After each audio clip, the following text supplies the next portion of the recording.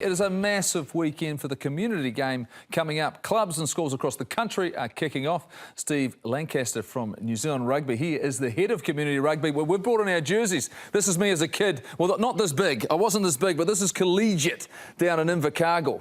What do you suburbs here, mate. Suburbs here. You've got so many club jerseys, you wouldn't know which to pick. How do you play for? Oh, that's Lancaster. Lancs Marist. Yep. Tapoon under 13s and Golden Oldies. And Golden Oldies. And JK, what's up with you? Well, Lancs brought the jersey, but I thought I'd sing the Marist song. Marist is on the move, my boys, Marist is on the move. Because in the colour of red and blue we're sitting out, and what we'll do is win the Gala Shield for you, because Marist is on the move. That's it, yeah, well done, yeah. That's what happens. If you forget things in the show, you have to sing. We're going to remember to make sure we bring everything. Lancs, you were good. We've got smart thinking. Look, it's a massive weekend. I mean, how excited are you, the fact in your role, to see community rugby get up and running? Oh, incredibly excited. I mean, a month ago, we didn't think we'd be playing club rugby certainly this soon, and possibly not at all this season. So the fact that from this weekend, club and school rugby can kick off across the country, we're delighted. Yeah, I've always said for me that rugby is a lifestyle, right? If you play for a club and you go on your OE to London and you go down to a local club, you'll have a job, a flat, and friends in 2 days. So, I mean, some of my greatest memories were from Marist, you know. I just had a fantastic time. I've still got great mates and I just love club football. Lancs, there are some significant challenges though, but in saying that, there are a lot of positives in and around the game, and New Zealand Rugby this year, there's a lot of new initiatives to, I suppose, keep growing the sport. Yeah, look, the reality is that the society we live in is changing. Kids aren't naturally introduced to rugby to the same extent that they were when we were growing up. You know, there's less males in the teaching profession, certainly in primary schools, and so there's, you know, it's not a natural sport for kids to be introduced to. So we have to ensure that we continue to keep the game relevant, that kids are introduced to the game, that they enjoy it, and that they want to play it. What is our interest levels at the moment? Because I know, you know, given that we've been away for such a long time, what's the interest level in terms of the school stuff coming through? Yeah, really high. I mean, we see a lot around first 15 rugby, and that obviously has a really high profile and gets a lot of coverage. But look, school numbers are actually looking really good this year, and in fact, we're hearing in some provinces that numbers are up on last year, and so we wouldn't have probably picked that again a few weeks ago. But high levels of interest, and it seems that kids are really looking forward to getting back into it. Have you had to make changes though in the way that you are trying to keep players in the game? The fact, how do you grow that level? Where have the advancements been? Where's the growth been? And where do you see some of the biggest challenges right now? Yeah, well, the biggest challenge in a nutshell is to keep the game relevant, right? So we need to move on from, you know, trying to figure out how to keep people wanting what we've always offered them, and figure out what the game needs to look like and how we need to deliver it for people to want to be a part of it. And really for us, that's about ensuring that the game is fun to play and that it's easy to play. You know, anything these days that's difficult or hard work, it's probably got a limited lifespan, and so we've just got to make sure that the game's accessible and fun. And how easy is it for you to get that sort of cut through in the clubs? Yeah, look, it's to be fair, it's pretty good. We've got a good relationship with our provincial unions, and they work through the club network. There's over 450 clubs throughout the country. You know, some of them are in great hearts, some of them are struggling a little bit, but there's some great initiatives this year. This is the first weekend actually of Game On, which is a new initiative that says if you haven't got 15 players aside, you can still have a game. We've introduced a new initiative this year, an under 85 kilogram national club cup, so players can wear their club colours and win a national championship. Does that rule all of us out? Yeah. Jacko? After COVID it did. I was probably all right beforehand. No good now. Oh, I mean, you're in the heart of rugby in the Bay of Plenty. I mean, when you think about the clubs and the good heart that is in, are you encouraged by where rugby is in that region? Junior rugby, very encouraged. Huge numbers in like our club at the moment. The big concern, I suppose, we have in anywhere is getting that junior into the senior level, and then obviously missing half the season in terms of bar takings, you know, how the clubs are running. Must be a huge concern, I suppose, for clubs, and where does New Zealand sort of sit with that?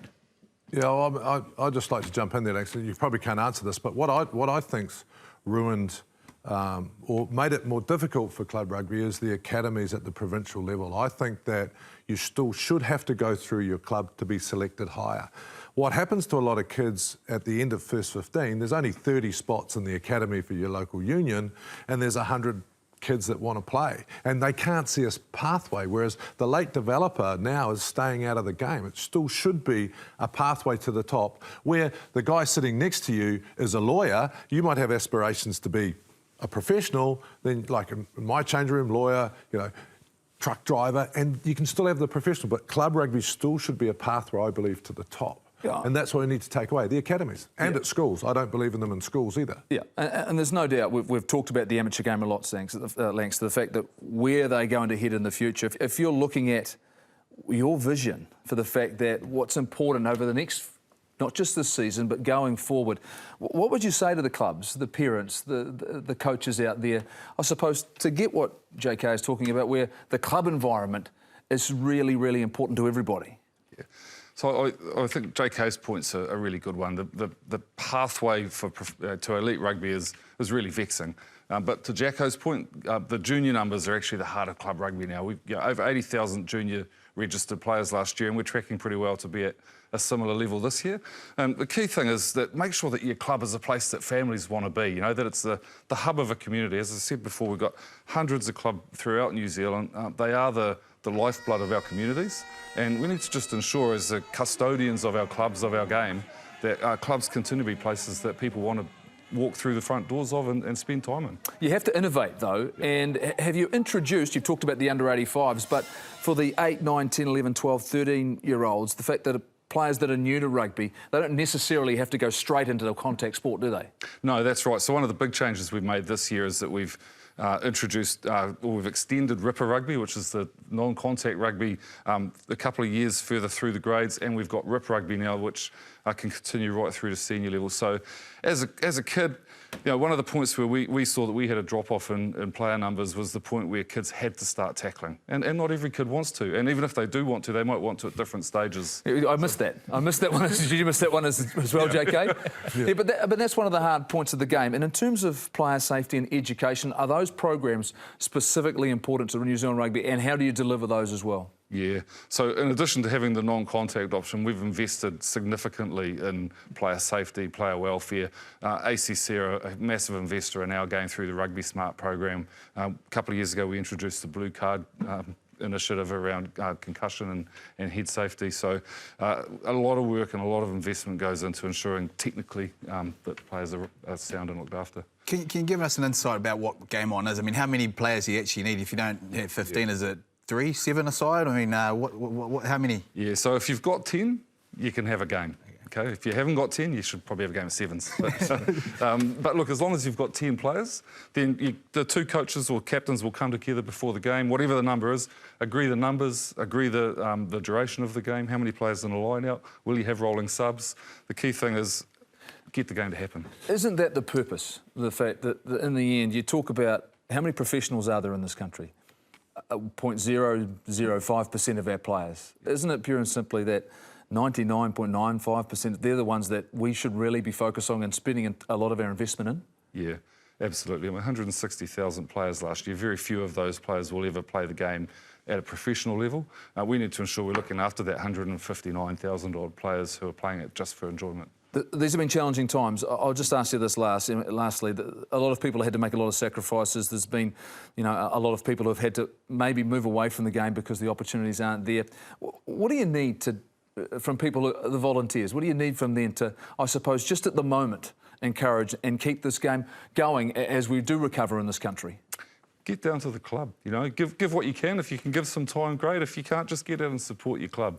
Walk through the club rooms. As Jacko said, the club finances have taken a hit, as have finances in every sector of our society. So just being in the club, buy a pie, buy some hot chips maybe, or a soft drink, support your club. And watch the game on Sky. That's what we'd like to do.